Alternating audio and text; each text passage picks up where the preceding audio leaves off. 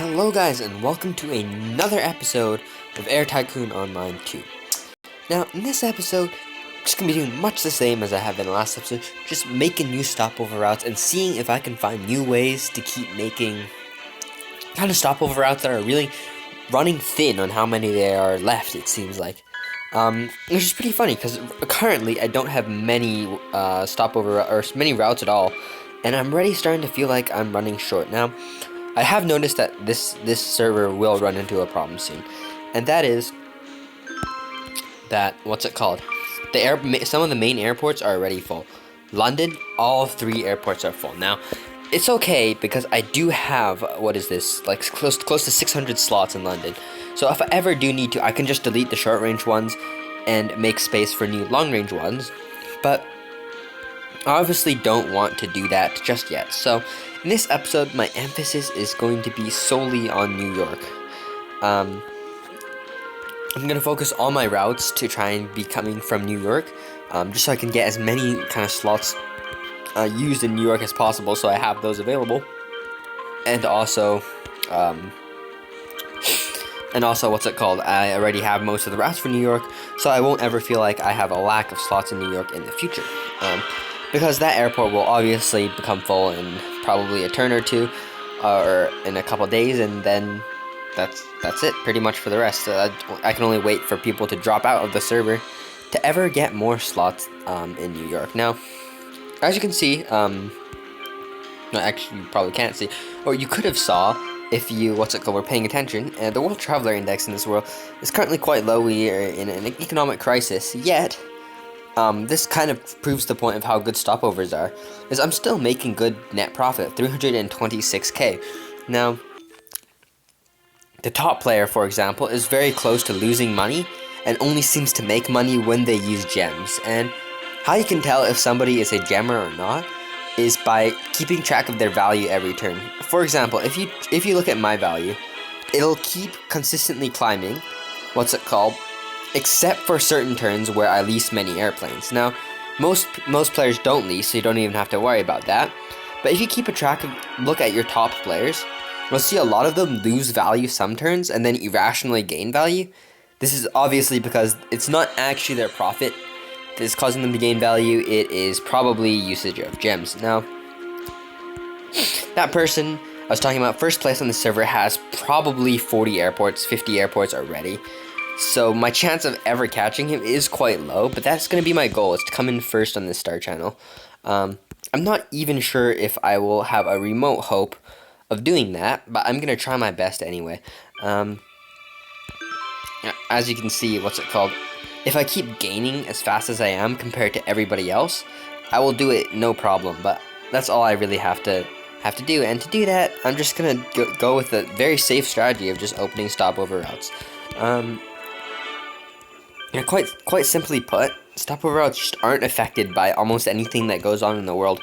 They're so profitable for what they are, that even in oil spikes, in economic crises, the occupancy is simply not affected. Now, as you can see, month 10, that's not a high traffic month, and as soon as we skip to the skip the competition routes, look at this.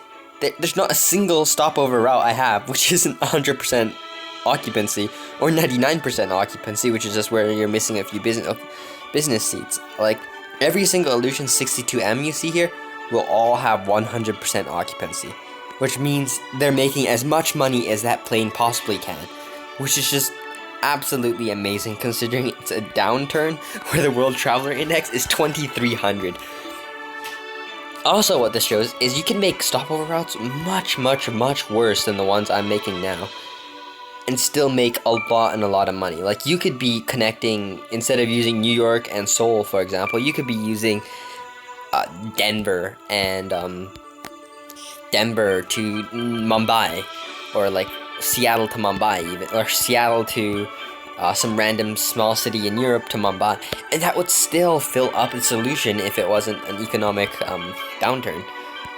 So that just shows the power of stopover routes. I might even I might even compare, like, my best route versus a really bad route, stopover versus non-stopover, and just show you guys the difference of how much more profitable stopovers are, because I can't emphasize this enough, and this is kind of something I've only noticed in the last few games, is I've always known stopovers are good, right? But only recently have I, realized that stopovers are so good that it's not even worth having a single non-stopover route. I used to see if, hey, this route was better, like if this route was Rome to Seattle, for example, a decent route, Rome to Seattle, so Rome to Denver, something like that, Rome to Philadelphia. I'm not sure why I'm choosing Rome, but that's just that. If it was a great route like that, I would say, oh, good, I'll put like a 747 on it or something, just point to point. But I can't even emphasize how much more if you just put that as one half of a stopover with another good route on the other side, how much more you would make and how much safer the route would be in terms of always making money. Like, I really can't believe how much more profitable this is. And I mainly noticed this because last game was the first game I didn't start at the very beginning. And what that caused is pretty much... it caused me to notice that, in my, like, game where I started where stopover routes were already available, so I never had to make any point-to-point routes, that my company was so much more profitable than everybody else's, and all my previous companies. Like, I always kind of fall out of the game where, like, the game before I won, is when I get to late game, and a lot of my planes start going into, like, red zone maintenance, my profitability immediately crashes, and the profit margin is always very narrow. Like, for example, here, my net profit right now is is more than half of my expense. And that's usually a very good sign, because when you get into a later game, when you're not using stopovers, you find that your your expense and and income are very close numbers, and the net profit is only a tiny, like, maybe 20% margin in between. While while with stopovers, this margin never gets small. Like, to be honest, if I didn't have all these least 747s, and if I was in all, like, a 100% stopover route, 100% stopover illusions, I would literally, they would still be about the same, even in the middle of this economic crisis. But obviously, when the economy returns to normal, my 747s will go back to making more than enough money to pay for their lease expenses and higher expenses for being a bigger aircraft and such. And it'll be completely worth it, mainly because they were only $40K to get per plane. But anyways, that's probably enough talk about strategy and, like, maths and kind of, like, how this game works, and I guess it's just time to settle down and make some routes. Now, I think I've gotten most of the New York routes that I want to make. There's probably more cities in Europe which are worth connecting New York to, but I probably haven't paid enough attention yet to find them. So let's do Chicago next, because I really do like making routes that go from New York and Chicago, because they're simply the biggest cities in my world. Like, as you can see, even in the middle of this crisis, Chicago's 700 something. New York is not quite 700, but yeah, Chicago is definitely the biggest. But I just wanted to focus on New York first, as to kind of confirm the fact that I can occupy more New York slots.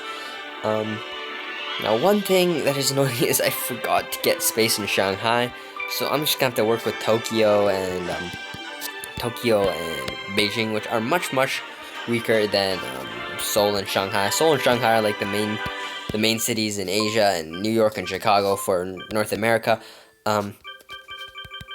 LA too, but at this stage of the game, it's too far from everything, so I can't use it, so that sucks.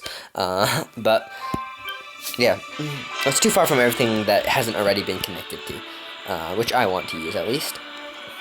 Anyways, so Chicago, I have around 320 slots in Chicago to 280 in New York.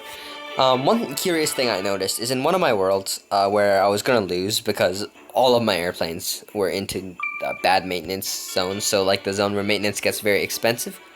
And what happened was I realized I wasn't going to finish top 10. I was only going to finish top 20. So I just decided what would happen if I moved all my planes to just one schedule each. And what happened was none of my expenses changed. Literally the only expense was slot expense change, and everything else stayed the same. So that means, what's it called? The expense of your aircraft scales upon just the aircraft itself. So depending on what aircraft it is, leads to the expense, and it's mostly scaled on price. I'm not sure if 100,000, or say 100 million Illusion will give you the same expenses as a 100 million Boeing. Now, all except fuel, I believe to be the same. I'm not certain, but that is what I believe. I think fuel costs should be the only variable, but I'm not sure.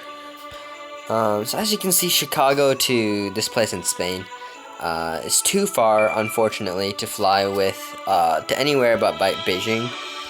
I'm wondering if that is the same. Oops, I navigated away. That has to be one of the biggest annoyances of playing this game, is navigating away from the city you're trying to select when you're still selecting it and stuff. I should get some slots in Eindhoven. That city's pretty fun. Leeds, Edinburgh, Glasgow, Cork. Cork. I didn't connect Cork to the United States yet, but Cork. That's funny name, Cork. It's like you're kind of used to cities having big cities having multiple syllable names. I'm not sure why, but that seems to be true for a lot of big cities. Like even Tokyo is 3 syllables, Tokyo. Like 5 letters, 3 syllables. New York, 2 syllables. Los Angeles, I can't count. Chicago, all multiple syllables. But then when you have a city that's just 1 syllable, Cork, it sounds funny. That's Seoul, but Seoul is just an exception, right? Seoul, Taipei, Bangkok, Kuala Lumpur, Bangkok. I guess most words in general in most languages are multiple syllables. But yeah, just single syllable names. There's not many of them actually in this entire game, or the entire world actually. Come to think of it, there's just observations. Oh man. So, this is getting kind of repetitive, isn't it? As you can see, all the stopovers all go the same direction around the world. I guess that it's just a very interesting consequence of how population is laid out on Earth. Just quite simply, almost everybody is in the northern hemisphere, and almost everybody is around the same place in the northern hemisphere. For example, if I say, hey, look at where my map is zoomed right now. In the area of the map right here lives more than half the people of the world. Maybe if I go like this, that's more accurately. Indonesia, 250 million. China, 1.3 billion. India, 1.2 billion. Seoul in Japan, 200 million. Literally half the people in the world live in just this area, which is pretty hard to believe. It's of all the distribution. It's also like ocean. Almost half of all oceans are just the Pacific Ocean. I mean, if you look at the world like this, only this is 90% water, and the Pacific Ocean is also the only place where you can have water. On the opposite side. So, for example, you can be in the Pacific Ocean, and on the exact opposite of the world, through the entire Earth, to the exact opposite point, is still, that is still the Pacific Ocean, and I'm pretty sure that's the only place in the world where that's even possible, is to have two things that far away, which are still considered kind of the same thing. Now, wow, there's nowhere to land. That's a shame. That is a shame. Chicago to Toulouse would have been a great... Man, that would have been a great... But Toulouse is really big. When I say really big, it's 400 on a normal day. So it's quite big. And very, very, usable. But unfortunately I can't. Because there's nowhere to land in Asia. In this, kind of pattern of Asia into... or North America, Europe, Asia. But anyways, guys, as it seems like I'm starting to run out of things to talk about. So I guess I'm just gonna make this last route and then start wrapping things up. Kind of want to see the turn pass, but that's 21 minutes away, so that's not gonna happen. But so I'm just gonna order some new planes, more illusions, of course. These are pretty much they're virtually just placeholders for the time where my profit is not great. Like currently my profit is like what's it called, 300k a turn, so that's like 5 planes a turn. Once that gets past the point of 10 planes per turn, it's faster than you can play the game by quite a bit. And that's the point where I'll switch to bigger aircraft. It's just to maintain I just want to maintain enough money so I can play the game whenever I want to, but also still, what's it called? But not build up so much money that it's sitting there mostly being wasted until closer to the late game.